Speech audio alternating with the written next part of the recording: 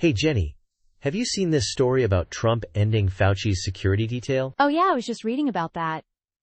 It's pretty wild, right? I mean, the guy's been getting so many threats. Over 800 serious threats in 2024 alone, apparently? That's a lot. I mean, think about it. He was the face of the COVID response for so long. Right, and not everyone was happy with how things were handled. He became a lightning rod for all that frustration. So basically what's happening is, Trump's saying, you're on your own, Fauci, and now he has to get private security. Which I'm sure isn't cheap.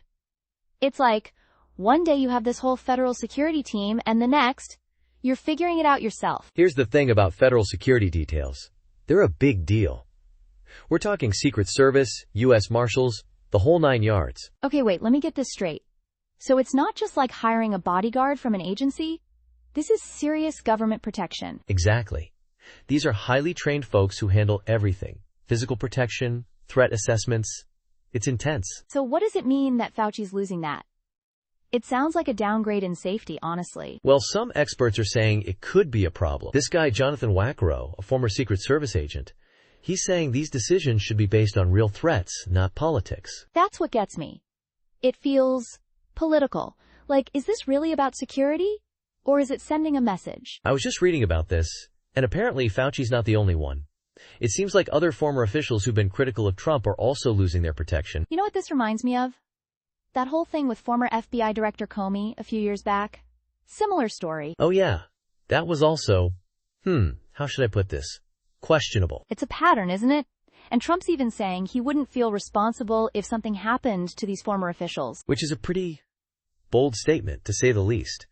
I mean, these people served the country at a high level. I can already hear our listeners thinking, what does this mean for other government officials? Like, if you speak out, are you putting a target on your back? It's kind of like, You know when you're playing a game and there's that one move that just changes the whole dynamic? This feels like that. Totally. And from a public health perspective, it's concerning. Dr. Gostin from Georgetown was saying this could discourage scientists from taking public roles. Right? If you think your safety might be at risk, are you really going to stick your neck out there? This might sound weird, but it almost feels like a movie plot. The hero scientist, standing up for truth, but now he's vulnerable. And then the plot twist. He has to hire his own team of ex-special forces to protect him. I'd watch that. Haha, right? But seriously, it makes you wonder about the future. Are we going to see more officials relying on private security? It wouldn't surprise me. I mean, if the government's not going to provide it, and the threats are real. There was this one poll, I think, where a lot of people thought this whole thing was politically motivated. Yeah, I saw that. 68%, wasn't it? That's a pretty significant number. It just makes you wonder, what's the criteria for these decisions? Is it safety or is it something else? They say there might be some legislative efforts to standardize how protection is handled after someone leaves office. That would be good, right? Some clear, nonpartisan guidelines. Because this shouldn't be about politics, it should be about safety. So, to wrap it up, it seems like this isn't just about Fauci. It's about something bigger. Yeah, it's about how we treat people who serve the country, how we handle dissent, and what kind of message we're sending to future public servants. And it's a reminder that these decisions have real-world consequences.